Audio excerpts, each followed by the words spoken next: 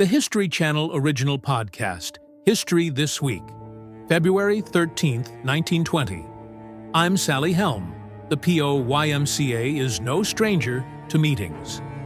There are meetings of Midwestern missionaries, of something called the Texas Club, and of the Board of Directors at a local hospital. The YMCA is an important place in Kansas City, especially if you are black.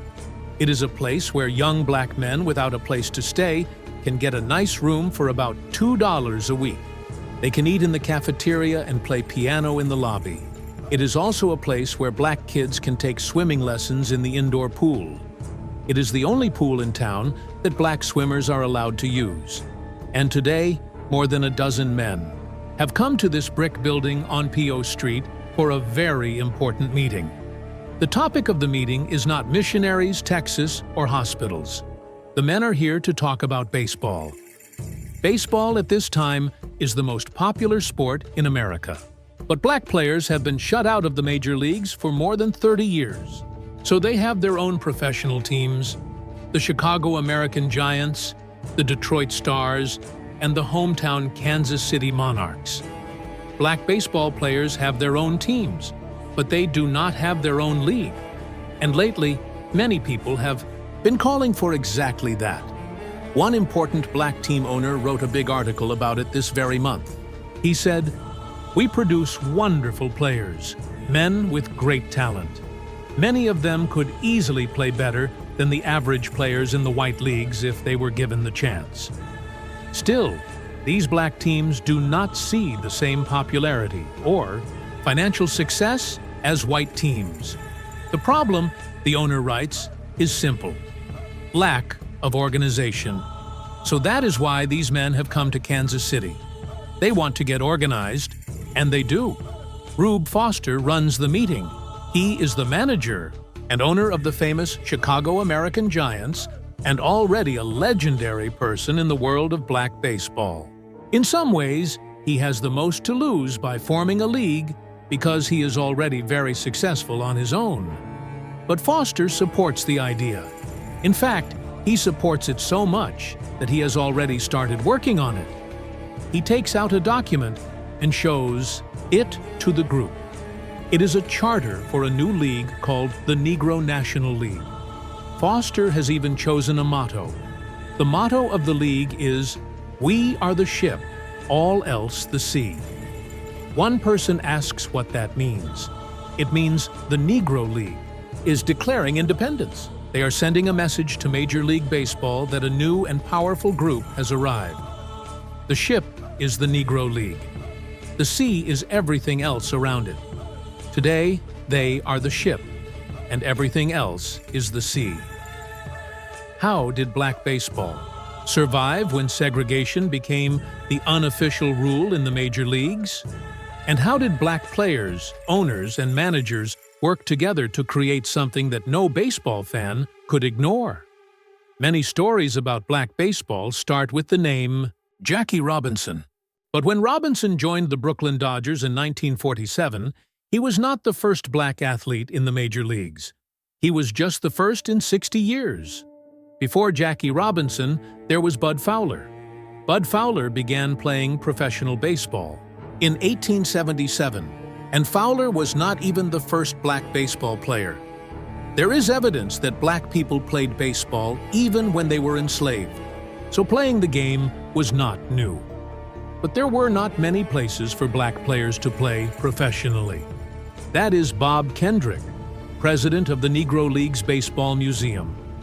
Bud Fowler was a star player, but many people today have never heard his name. He started as a pitcher and had a great first season. For baseball fans, he pitched 130 innings with a 2.08 ERA. For people who do not follow baseball, that is very good. Even though he was talented and often better than his teammates, he was often kicked off teams. White players sometimes even tried to kick him off the field. Fowler also played second base. Other players would sometimes slide into him on purpose to try to hurt him. To protect himself, Fowler invented an early version of shin guards. Heat-high used specially shaped pieces of wood that he placed inside his socks. Today, a modern version protects the legs of every catcher in baseball. The game also looked very different back then. Pitchers threw the ball underhand, batters could ask for the ball to be pitched high or low, and Bud Fowler did not even use a glove. He caught the ball with his bare hands. He shared that unusual skill with the last black major league player before Jackie Robinson, Moses Fleetwood Walker. Walker was a catcher who also played without a glove. Walker was a strong player in college. In 1883, he left school to sign with the Toledo Blue Stockings. Soon after he joined, white players started a racist campaign against him. During the summer, Walker's team planned an exhibition game against the Chicago White Stockings. The team leader was Cap Anson. He was the greatest player of his time and one of baseball's first superstars. People listened carefully to what Cap Anson said, and Cap Anson said he would not play against a black man. When he said he would not share the field with Fleet Walker, Walker was in serious trouble. Walker was already injured with a sore hand. Catching more than 100 pitches a game without a glove can cause that. But that was not enough for Anson. He wanted Walker completely removed. He threatened not to play if Walker stayed in the YMCA Madidi lineup. But Walker's manager refused. He said Walker would play, and he told Anson that he could either play the game or lose the money from ticket sales. In the end, Anson played the game, but he said it would never happen again. That moment helped start a movement to keep black players out of Major League Baseball. After Moses Fleetwood Walker left the league, no black player would play in the major leagues for more than 60 years. This rule was not written down, but players, managers, and owners agreed on it. It became known as the Gentleman's Agreement, and it created baseball's color line. But this was not the end of black baseball. Far from it. Black players began forming their own teams across the country. One of the leaders of this movement was Bud Fowler. He started a team called the Page Fence Giants in Adrian, Michigan. These teams traveled around the country playing games in many towns. This style of travel baseball became known as barnstorming. People loved watching these teams.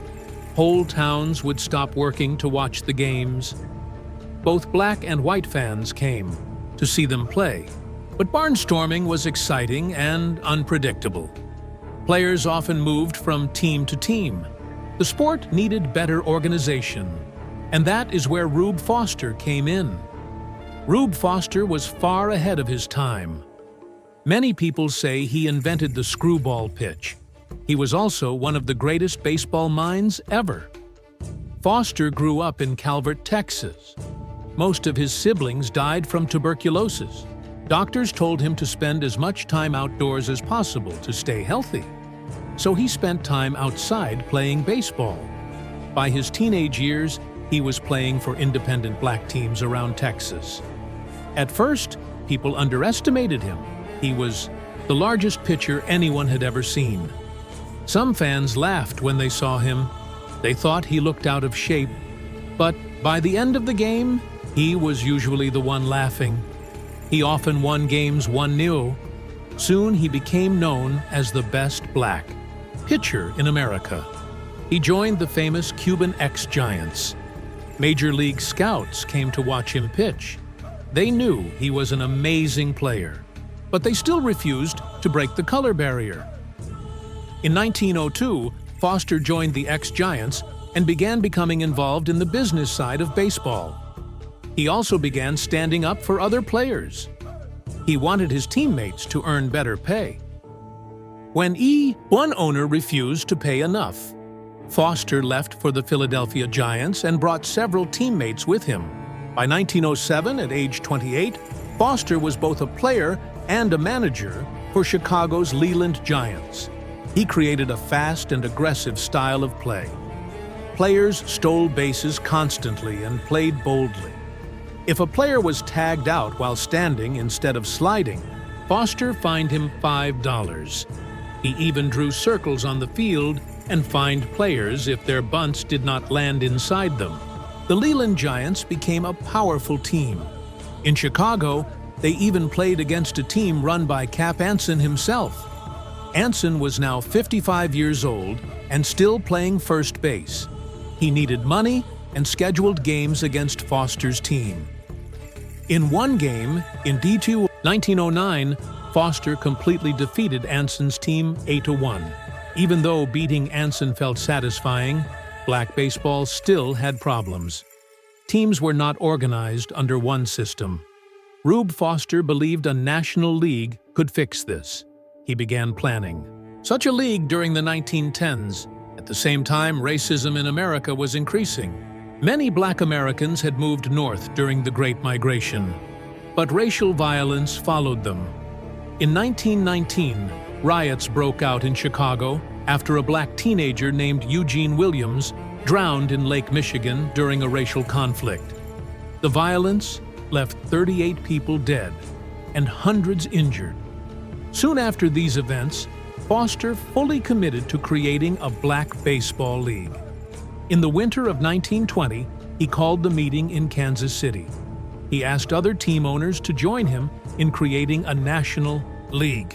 Foster was a great salesman and convinced them. They agreed to create the Negro National League. The first game was played on May 2, 1920. 8,000 fans attended. Foster's Chicago American Giants lost that game. But by the end of the EDI season, they became the league's first champions. The Negro Leagues quickly became very important to the black community. Games were social events where people gathered and supported black businesses nearby. The leagues continued for many years. But in 1947, Jackie Robinson joined the major leagues.